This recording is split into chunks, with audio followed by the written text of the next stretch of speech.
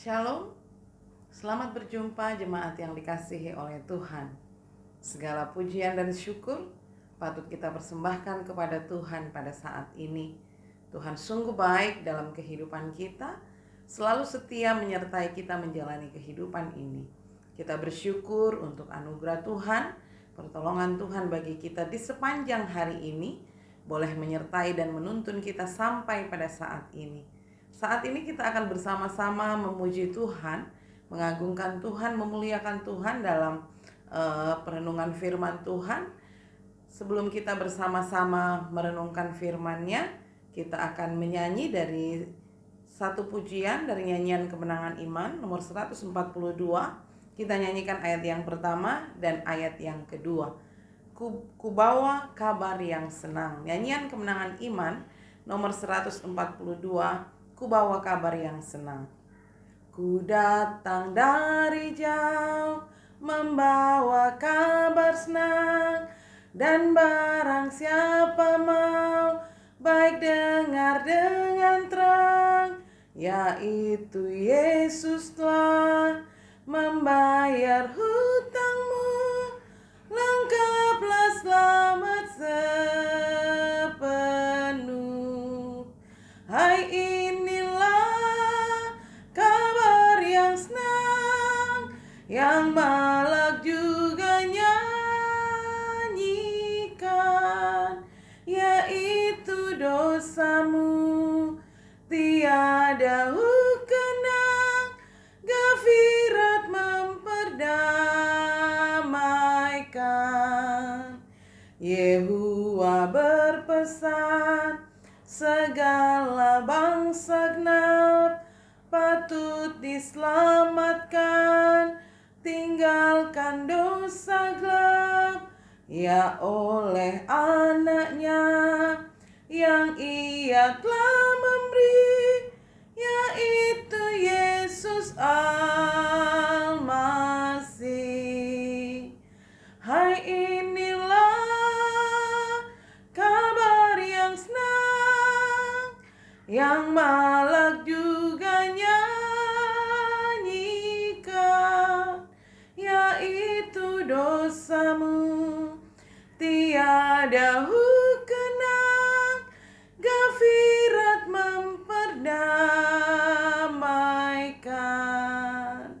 Saudara-saudara, sebelum kita merenungkan firman Tuhan, marilah kita berdoa. Kami datang kepadamu pada saat ini ya Tuhan, mempersembahkan pujian dan syukur kami. Berterima kasih untuk setiap kebaikan Tuhan, pimpinan dan pertolongan Tuhan di dalam kehidupan kami. Kami mengucap syukur bahwa dalam setiap waktu perjalanan kehidupan kami terus merasakan pertolongan Tuhan. Terima kasih banyak untuk penyertaan-Mu, untuk perlindungan-Mu Tuhan, sehingga kami tetap ada dalam keadaan yang baik sampai pada saat ini. Saat ini kami mengucap syukur bahwa boleh ada waktu bersama-sama untuk memuji dan memuliakan nama-Mu. Kami akan merenungkan firman-Mu ya Tuhan. Kiranya Tuhan menolong kami, memberkati kami, memampukan kami untuk memahami firman Tuhan di dalam kehidupan kami ini. Biarlah Tuhan memampukan hamba-Mu untuk dapat menyampaikannya dengan benar dan dengan baik. Terima kasih Bapa, berbicaralah kepada kami. Di dalam nama Tuhan Yesus kami berdoa dan bersyukur. Amin. Jemaat yang dikasihi oleh Tuhan, perenungan firman Tuhan pada hari ini telah saya pilih dari kitab 2 Samuel pasal yang ke-6. Kita akan membaca ayat yang ke-11. 2 Samuel pasal yang ke-6 ayat yang ke-11. Firman Tuhan berbunyi demikian. 3 bulan lamanya tabut Tuhan itu tinggal di rumah Obed-Edom orang Gad itu. Dan Tuhan memberkati Obed-Edom dan seisi rumahnya. Itulah pembacaan firman Tuhan, dan kita akan merenungkannya dengan tema merindukan kehadiran Tuhan. Merindukan kehadiran Tuhan. Jemaat yang dikasihi Tuhan, saya yakin dan percaya bahwa selama menjalani kehidupan kita, ada saja hal-hal yang kita rindukan dalam kehidupan ini. pasti kita pernah merasakan yang namanya sebuah kerinduan. Nah, dalam kerinduan itu selalu terdapat keinginan yang kuat atau harapan yang besar akan sesuatu di dalam kehidupan kita. Ketika kita merindukan seseorang, ada kerinduan yang besar bahwa kita akan berjumpa dengan orang yang kita rindukan. Ketika kita merindukan kehadiran keturunan, ada harapan yang besar bahwa satu hari kelak rumah tangga kita diberkati Tuhan dengan keturunan. Ketika kita merindukan memiliki rumah tempat tinggal sendiri, saya yakin dalam kehidupan kita, dalam diri kita, dalam hati kita, ada harapan yang besar bahwa satu hari kelak Tuhan akan buka jalan, bahwa kerinduan ini boleh terwujud di dalam kehidupan kita. Saudara-saudara, ketika kita merindukan sesuatu, ketika kita merindukan sosok tertentu atau sebuah keadaan, biasanya rindu itu semakin ditahan maka akan semakin kuat. Ya, kalau kita rindu seseorang, semakin ditahan rindu itu maka semakin besar rasa rindu kita akan orang tersebut. Seperti halnya dalam pembacaan kita, bahwa Obed-Edom menunjukkan bagaimana dia merindukan kehadiran Tuhan dalam kehidupannya juga bagi keluarganya. Perikop pembacaan kita dilatar belakangi ketika Daud baru saja dinobatkan menjadi raja atas seluruh Israel. Dia kemudian memindahkan ibu kota Israel ke Yerusalem, ya, dan kemudian berhasil mempertahankan Yerusalem dari serangan bangsa Filistin. Lalu apa yang Daud lakukan? Dia kemudian memindahkan tabut perjanjian itu ke Yerusalem. Tetapi apa yang terjadi? Bahwa dalam perjalanan pemindahan tabut perjanjian itu dikatakan bahwa tabut perjanjian itu hampir jatuh. Dan akibat yang fatal dari itu, seorang pengusung yang bernama Usa akhirnya mati karena dia menyentuh tabut perjanjian Tuhan itu. Nah, karena ketakutan Daud, akhirnya tabut itu tidak jadi dibawa ke Yerusalem pada waktu itu. Kemudian tabut itu diletakkanlah di rumah seorang yang bernama Obed-Edom. Tabut Tuhan itu ada di sana selama kurang lebih 3 bulan. Ya. Nama Obed-Edom berarti hamba Edom. Ya. Obed-Edom adalah seorang pribadi yang sangat rindu dan sangat setia melayani Tuhan di dalam kehidupannya. Dan kepada Obed-Edom Tuhan berkenan mengizinkan tabut itu ada di dalam rumahnya, disimpan di dalam rumahnya. Dan ketika tabut Tuhan itu ada di dalam rumahnya, firman Tuhan mencatat bahwa Obed-Edom bersama dengan seisi keluarganya diberkati oleh Tuhan. Obed-Edom diberkati Tuhan dengan kehadiran 8 orang anak dalam kehidupan rumah tangganya. Nah, ke-8 anak ini dididik oleh Obed-Edom dengan cara yang disukai oleh Allah. Dia mendidik anak-anaknya untuk hidup takut kepada Tuhan. Dan sungguh luar biasa bahwa selama rumah Obed-Edom menjadi tempat tabut Tuhan itu berada, dikatakan dia begitu diberkati dengan sangat luar biasa. Sebuah wujud dari kerinduan akan kehadiran Allah di dalam kehidupannya. Mengapa itu bisa terjadi? Karena Obed-Edom menjadikan Tuhan, menjadikan Allah sebagai pusat kehidupannya. Kalau dia tidak merindukan kehadiran Allah, mungkin dia juga akan takut ketika tabut perjanjian itu diputuskan untuk diletakkan di rumahnya. Mungkin dia takut, siapa tahu anak-anaknya teledor, siapa tahu orang-orang dalam rumahnya teledor, lalu menyentuh tabut perjanjian itu dan dia akan mati. Tetapi dia membuka hatinya karena dia tahu kerinduannya. Dia betul-betul memfokuskan dirinya kepada Tuhan. Sehingga hal yang luar biasa terjadi. Ia dan seisi rumahnya diberkati oleh Tuhan. Obed-Edom dan keluarganya mengarahkan seluruh hidupnya kepada Tuhan. Tabut Tuhan melambangkan kehadiran Allah. Di mana tabut Tuhan itu ada, disitulah Tuhan hadir. Saudara-saudara yang dikasihi oleh Tuhan, kesetiaan dan ketaatan Obed-Edom kepada Tuhan dapat menjadi inspirasi, dapat menjadi keteladanan iman dalam kehidupan kita. Bahwa membiarkan Tuhan hadir, membiarkan Tuhan berkuasa atas kehidupan kita, dan menjadikan hidup kita fokus kepada Tuhan. Arah perjalanan hidup kita ada dalam ketaatan kepada Tuhan. Itulah yang dikenan Tuhan dalam menjalani kehidupan kita sebagai anak-anak Tuhan. Jangan jadikan Tuhan sebagai tamu dalam rumah. Jangan jadikan Tuhan sebagai penonton atas apa yang kita lakukan. Tetapi jadikanlah Tuhan sebagai pusat, sebagai fokus kehidupan kita. Baik secara pribadi, dalam kehidupan rumah tangga, bahkan dalam pekerjaan kita sekalipun.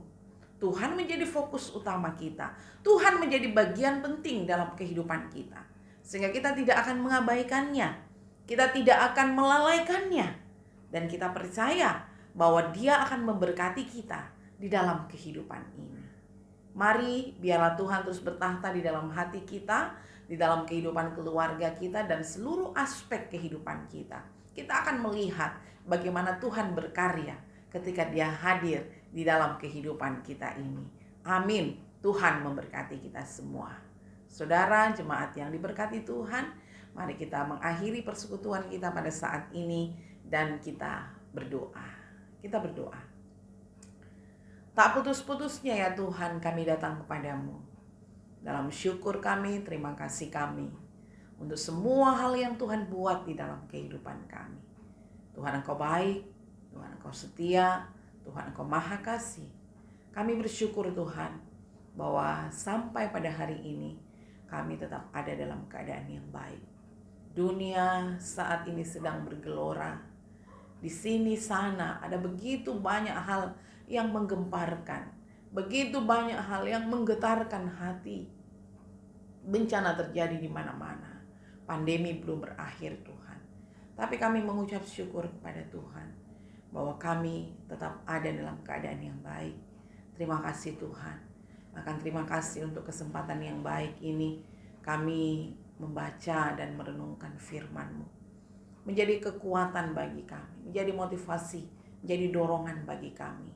Di tengah-tengah tantangan akhir zaman, di tengah-tengah berbagai pergumulan hidup, ajar kami Tuhan untuk terus merindukan kehadiran Allah. Ajar kami Tuhan untuk terus mengarahkan hati kami kepada Tuhan. Ajar kami Tuhan untuk terus fokus kepada Tuhan dalam menjalani kehidupan ini. Sehingga kami tahu apa yang harus kami lakukan, apa yang harus kami buat di dalam kehidupan kami. Kami merindukan berkat-berkat Allah buat kami, baik secara pribadi, dalam kehidupan rumah tangga kami, dalam pendidikan anak-anak kami semua, dalam setiap pekerjaan, dalam segala usaha kami. Kami merindukan Tuhan Engkau memberkatinya.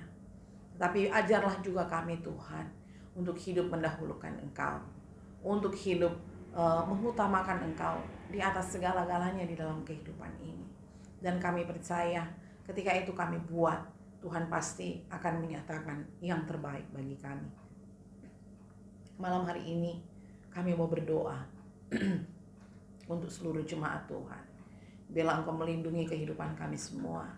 Anugerahkan kekuatan dan kesehatan selalu menjalani setiap tanggung jawab kami. Kami berdoa kepada Tuhan untuk pergumulan kehidupan kami semua. Ada cukup banyak jemaat Tuhan yang sedang dalam keadaan sakit. Dalam pergumulan mereka, Tuhan nyatakan yang terbaik. Berikanlah mereka kesembuhan. Bahkan berikanlah mereka kekuatan dan keteguhan menghadapi pergumulan sakit yang mereka derita saat ini. Kami berdoa kepada Tuhan, pergumulan di tengah-tengah rumah tangga, pergumulan untuk mencari lapangan pekerjaan.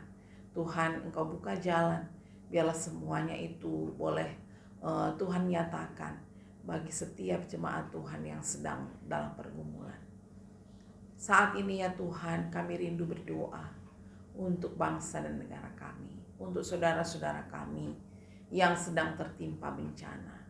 Biarlah Tuhan meneguhkan dan menguatkan mereka selalu menghadapi setiap tantangan kehidupan.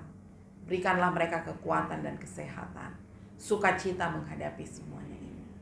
Juga jemaat Tuhan, keluarga handetolan yang berduka cita, Tuhan juga yang akan memampukan mereka menghadapi duka cita ini.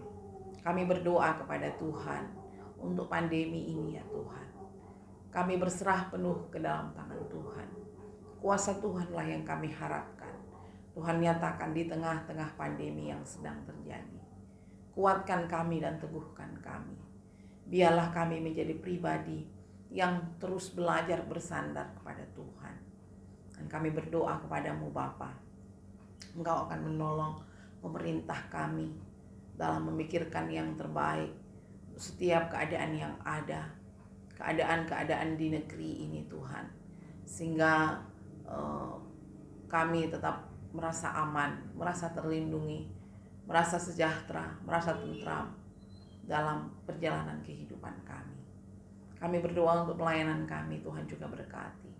Segala rencana-rencana dan kegiatan-kegiatan pelayanan di sepanjang minggu ini, Tuhan buka jalan, semuanya boleh berjalan di dalam kasih dan pimpinan Tuhan. Terima kasih, kami serahkan kehidupan kami melintasi sepanjang hari ini.